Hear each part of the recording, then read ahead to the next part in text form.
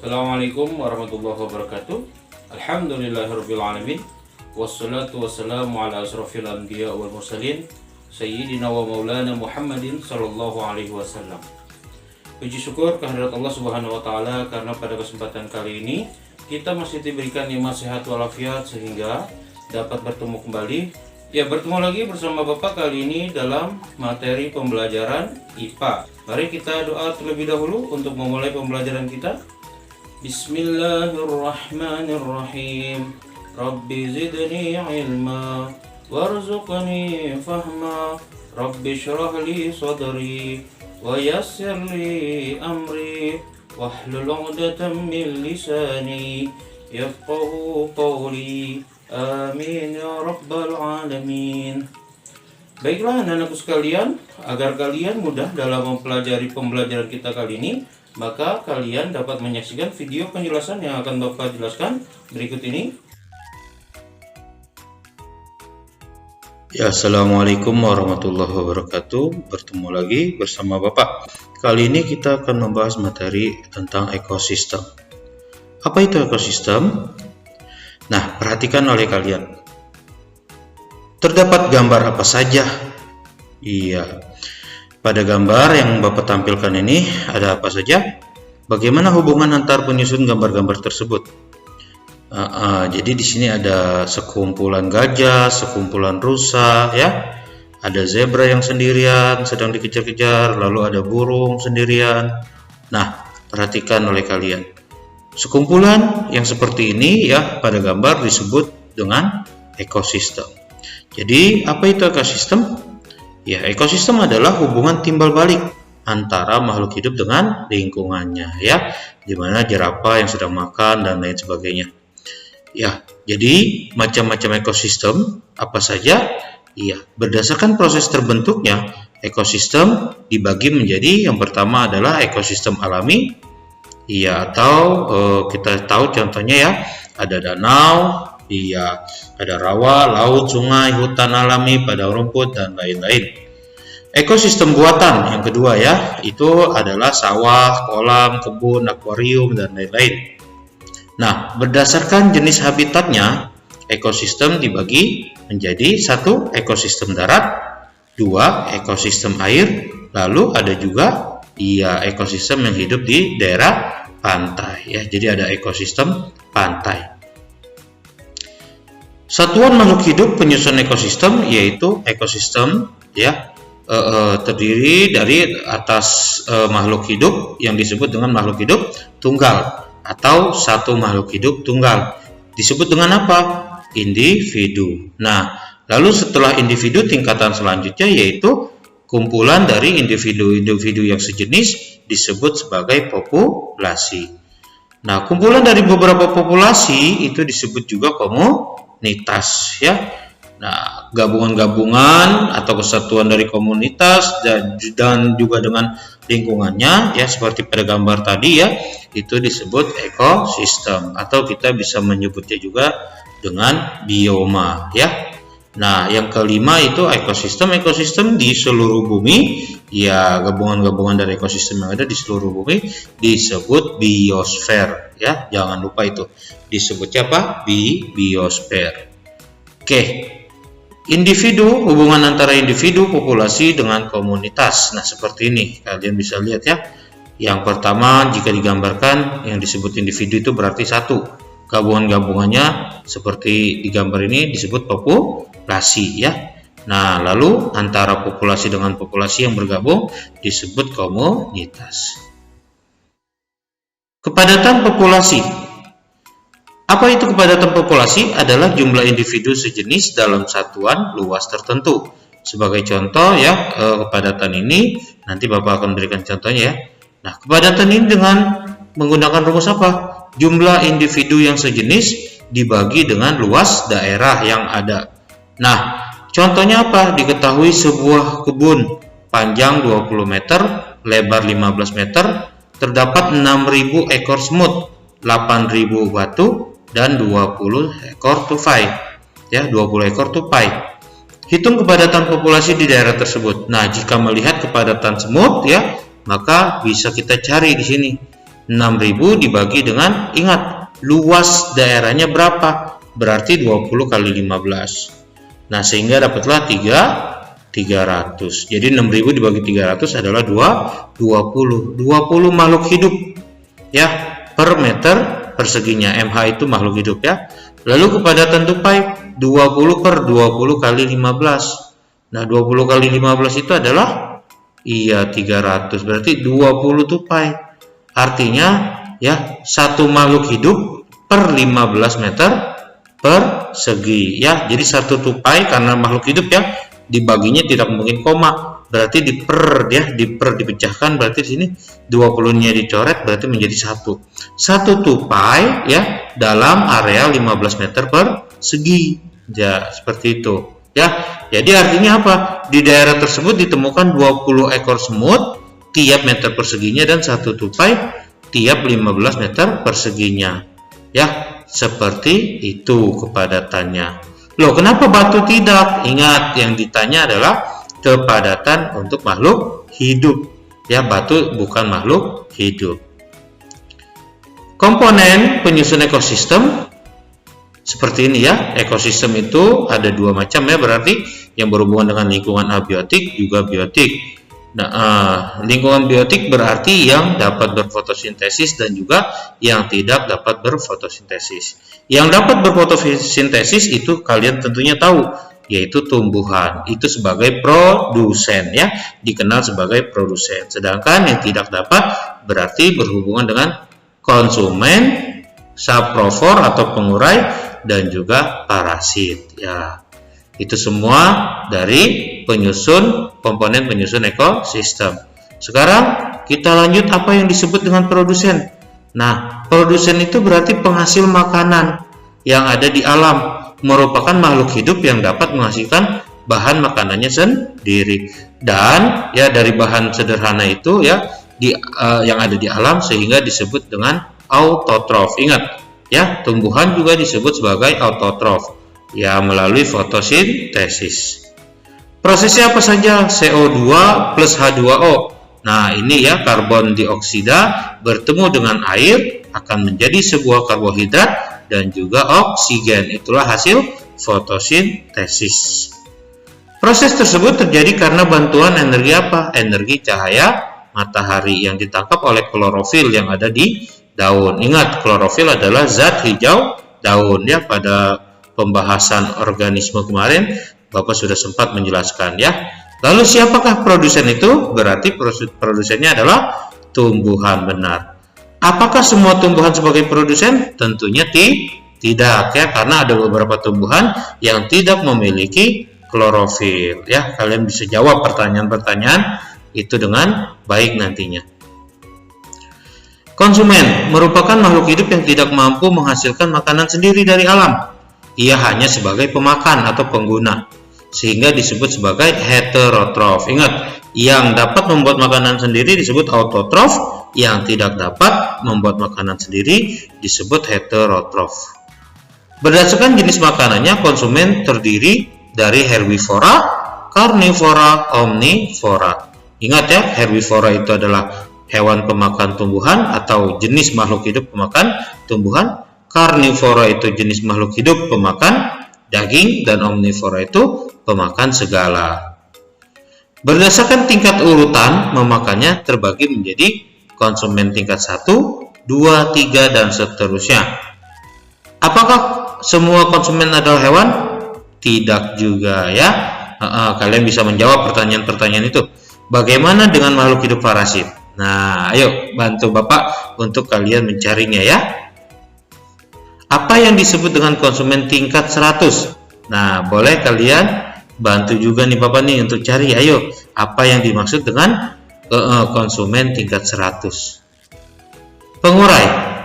Nama lainnya adalah decomposer, bertugas menguraikan sisa makhluk hidup yang sudah mati di alam melalui proses penguraian, fermentasi, dekomposisi. Jadi pengurai itu adalah intinya untuk membantu makhluk hidup lainnya ketika makhluk hidup tersebut mati lalu diuraikan. Sebagai makhluk apakah ia? Nah, apa yang terjadi jika di alam itu tidak ada pengurai? Boleh kalian simpulkan sendiri ya. Oke. Saling ketergantungan antara komponen ekosistem. Nah, di dalam komponen ekosistem mereka memiliki saling ketergantungan. Di alam, setiap makhluk hidup tidak dapat hidup sendiri. Ia membutuhkan makhluk hidup lainnya, baik sejenis maupun berbeda jenis. Bahkan ya komponen abiotik. Iya, komponen abiotik itu adalah contohnya air ya. Kita sangat membutuhkan sekali. Nah, apa yang terjadi jika tidak ada salah satu komponen ekosistem? Ayo, apakah kalian bisa menebaknya? Pastinya kalian bisa menjawab ya. Jika tidak ada produsen, jika tidak ada konsumen, jika tidak ada pengurai, abiotik lainnya, dan lain-lain ya. Nah, apa yang akan terjadi kira-kira? Iya, benar sekali. Akan terganggu ya sistem ekosistem yang ada di dalam bentuk saling kebergantungan antara biotik dengan abiotik dan juga sebaliknya. Nah, abiotik benda tak hidup, sedangkan biotik benda hidup atau makhluk hidup. Nah, bagaimana cara kebergantungan mereka saling bergantung? Kalian tentunya bisa tahu ya. Nah, seandainya jika ada permasalahan, apa yang terjadi dengan tumbuhan tanpa adanya cahaya matahari? Ingat, cahaya matahari merupakan abiotik, oksigen, tanah, dan sebagainya. Ya, lalu bagaimana dengan manusia dan juga hewan? Tentunya kalian sudah bisa menyikapi ya bagaimana hubungan ketergantungan mereka ya dengan biotik lain-lainnya ya, antara biotik dengan abiotik. Nah, lalu apakah ada dampak negatif dari penggunaan kendaraan bermotor, sampah, limbah, dan sebagainya?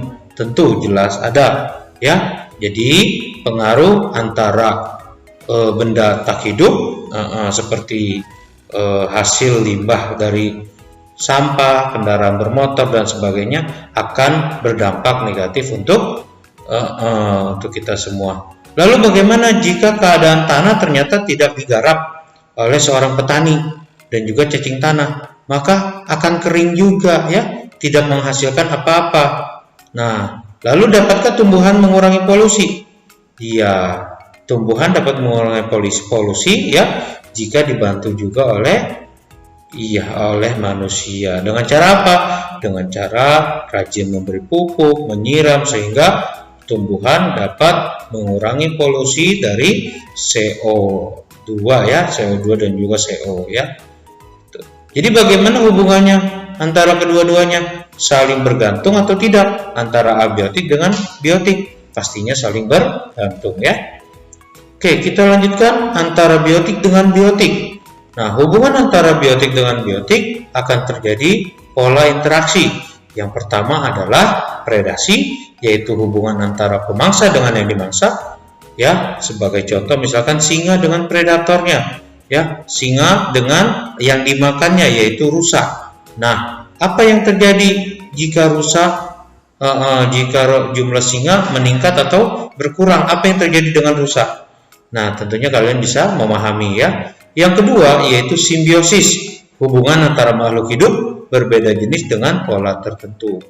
Nah, berdasarkan hubungan untung ruginya, simbiosis mutualisme dibagi menjadi 3. Ada simbiosis mutualisme, komensalisme, parasitisme, dan juga parasitisme dibagi menjadi ada parasit obligat dan juga parasit fakultatif. Seperti apa contohnya nanti kalian bisa lihat ya.